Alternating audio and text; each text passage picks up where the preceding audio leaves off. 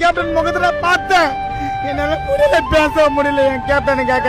சாப்பாட்டுக்கு அன்னை டைம்ல அன்டைம்ல வரவங்களுக்கு எனி டைமும் சாப்பாடு கொடுக்கறதுல விஷயத்துல இருக்கட்டும், எல்லாமே ஒரு பார்த்து செஞ்சு அதே மாதிரி ஜெயலலிதா அம்மா சாவும் பார்க்கல ஜனத்தை, கலைஞர் சாவும் அந்த மாதிரி ஜனத்தை பார்க்கல.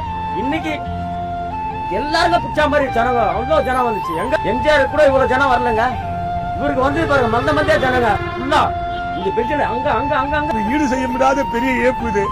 எங்கள் குடும்பத்துல ஒருத்தர் நாங்க எழுந்தா மாதிரி அந்த ஃபீலிங்ல இன்னமும் நாங்க காலையில இருந்து அண்ணன் தண்ணி சாப்பிடல. அது அந்த வருத்தத்திலே இருக்கோம் நாங்க.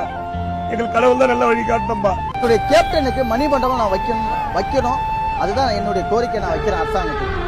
எவ்வளோ அரசியல் தலைவர்களுக்கு பீச்சில் இடம் கொடுத்தாங்க, ஆனால் தலைவருக்கு அதுமாரி ஆசைப்பட்ட தலைவர் இல்லை, தலைவருக்கு கொடுக்கல.